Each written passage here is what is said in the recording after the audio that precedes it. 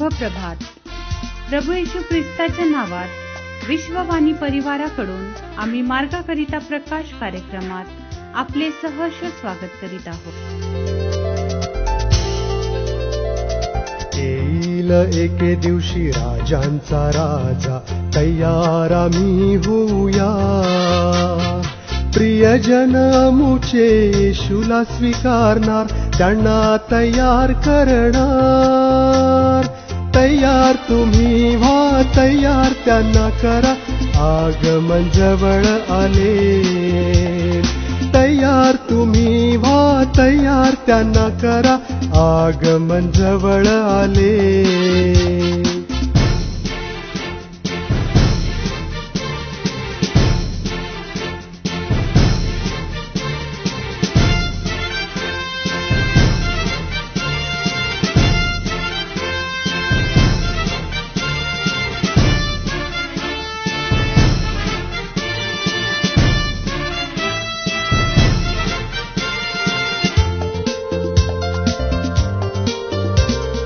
दिव्यातील तेल कमी होऊ न देता, तयार आम्ही होऊया.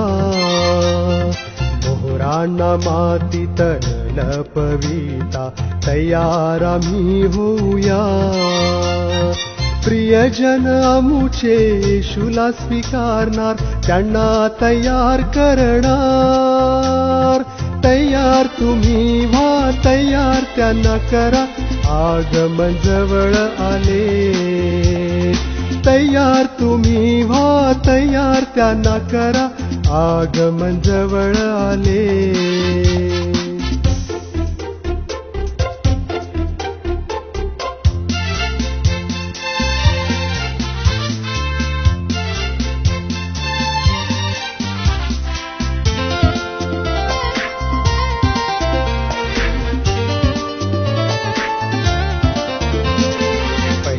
होते जे मागे ते जातील.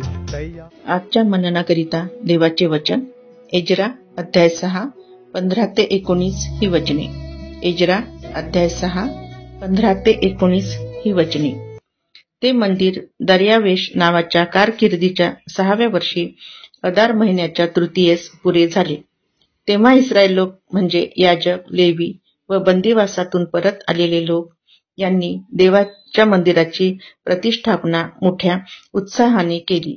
या मंदिराच्या प्रतिष्ठापनेच्या समयी त्यांनी 100 बैल, 200 मेंढे, 400 कोकरे आणि सर्व इस्रायलासाठी इस्रायल वंशांच्या संख्येप्रमाणे 12 बकरे ही पापार्पण म्हणून अर्पिली.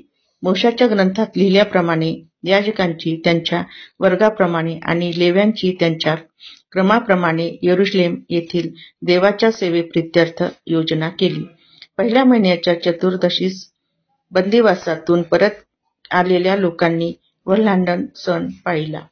प्रभू परमेश्वर या वाचलेल्या वचनाद्वारे आपला आजचा दिवस आशीर्वादित करो. प्रियांनो, सर्वांना प्रभू येशूच्या प्रिय आणि गोड नावामध्ये सलाम. आता जो शास्त्र भाग आपण या ठिकाणी वाचलेला आहे, एजरा याचा 6वा अध्याय आणि वचने 15 ते 19 या वचनापर्यंत. दार्वेश राजाच्या कारकिर्दीच्या 6व्या वर्षी अदार महिन्यात तृतीयस जे देवाचं मंदिर आहे, ते काम जे आहे ते या ठिकाणी पूर्ण झालेलं आहे. आणि इस्रायल लोक, याजक, लेवी व बंदिवासातून परत आलेले लोक यांनी देवाच्या मंदिराची प्रतिष्ठापना मोठ्या उत्साहाने केली, या ठिकाणी आम्ही पाहतो.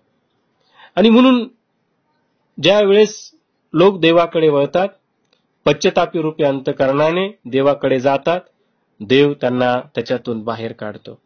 आणि या लोकांनी 70 वर्ष आपलं आयुष्य गुलामगिरीमध्ये घातलं. आणि देवाची इच्छा त्यांच्यासाठी वेगळी होती. कारण इर्माया याचा 29वा अध्याय आणि 11 वचनामध्ये परमेश्वर म्हणतो, तुमच्याविषयी माझ्या मनात जे संकल्प आहेत ते मी जाणतो. ते संकल्प हिताचे आहेत, अनिष्टाचे नाही. ते तुम्हाला तुमच्या भावी सुस्थितीची आशा देणारे आहेत. तुम्ही माझा धावा कराल, तुम्ही माझी प्रार्थना कराल, तर मी तुमचे ऐकेन. तुम्ही मला शरण याल आणि पूर्ण जीवे भावे माझ्या शोधास लागाल, तेव्हा मी तुम्हास पावेन. आणि या लोकांनी पूर्णपणे जीवे भावे देवाच्या शोधास लागले आणि देवाचे या लोकांविषयी जे संकल्प होते, भावी सुस्थितीमध्ये आशा देणारे होते, या वचनाप्रमाणे देवाने त्यांना पुन्हा एकदा आपल्या मायदेशी जे आहे ते परत आणलेलं आहे. आणि जे देवाचं मंदिर ओसाड पडलं होतं, दार्वेश राजाच्या आज्ञेप्रमाणे पुन्हा एकदा त्यांनी जे मंदिर आहे ते उभारलेलं आहे, त्याची प्रतिष्ठापना केलेली आहे आणि या ठिकाणी आनंद आणि उत्सव केलेला आहे. प्रियांनो, जर आम्ही आमच्या जीवनामध्ये गांभीर्याने जर विचार केला, काय आज आम्ही देखील प्रभूपासून दुरावलेले होतो, आम्ही त्याच्यापासून दूर गेलेलो होतो, परंतु देवाचे निर्णय आमच्यासाठी चांगले आहेत, त्यांच्या योजना आमच्यासाठी चांगल्या आहेत. ज्यावेळेस पश्चातापी रूपी अंतःकरणाने आम्ही त्याच्याकडे जातो, त्याच्या चरणापाशी जातो, त्याच्या वधस्तंभाजवळ जातो, तो आमचा स्वीकार करतो आणि सर्व पापापासून, शापापासून, आम्ही केलेल्या चुकापासून तो आम्हाला सोडवतो आणि तो आम्हाला त्याच्या जवळ घेतो. कारण तो म्हणतो की अहो कष्टी व भाराक्रांत जनो, तुम्ही सर्वजण मजकडे या, म्हणजे मी तुम्हाला विसावा देईल. आणि ज्यावेळेस आम्ही त्याच्याकडे जातो त्यावेळेस आमच्या जीवनामध्ये मोठा आनंद प्राप्त झाल्याशिवाय राहणार नाही. कारण या लोकांनी आनंद केलेला आहे, उत्सव केलेला आहे, देवाच्या मंदिराची प्रतिष्ठापना केलेली आहे. आज तुम्हाला आणि मला आपल्या अंतःकरण रूपी मंदिराची प्रतिष्ठापना करणं, त्याला पुन्हा एकदा सुशोभित करणं, ते चांगलं स्वच्छ करणं, सजवणं, यासाठी महत्वाचं आहे की पुन्हा एकदा देवाची वस्ती आपल्या अंतःकरणामध्ये व्हावी आणि तो आपल्या जीवनामध्ये यावा आणि आपण त्याचं गौरव करावं. चला तर प्रभूच्या नावाला धन्यवाद देऊया आणि पुन्हा एकदा परमेश्वराला आपल्या जीवनामध्ये आमंत्रित करूया आणि देवाने जी दया आपल्यावरती केलेली आहे त्याबद्दल धन्यवाद देऊया. प्रिय प्रभू, आम्ही तुला धन्यवाद देतो कारण तू चांगला आहेस, तुझी दया नेहमी आम्हावरती सनातन आहे. आज पुन्हा एकदा आम्ही देखील देवबापा तुला धन्यवाद द्यावा, तुझी स्तुती करावी, आनंद उत्सव करावा, कारण प्रिय बापा तू आमच्यावरती दया केलेली आहेस. ज्याप्रमाणे या लोकांना बंदिवासातून तू बाहेर आणलंस, त्याचप्रमाणे तू आम्हाला पापातून, शापातून बाहेर आणून तुझ्या गौरवासाठी तू आम्हाला सिद्ध केलेला आहे. आणि म्हणून पश्चातापी रूपी अंतःकरणानं आम्ही पुन्हा एकदा तुझ्या पायापाशी चरणाजवळ यावं आणि तुझं गौरव करावं, यासाठी आम्ही तुझ्याजवळ प्रार्थना करतो.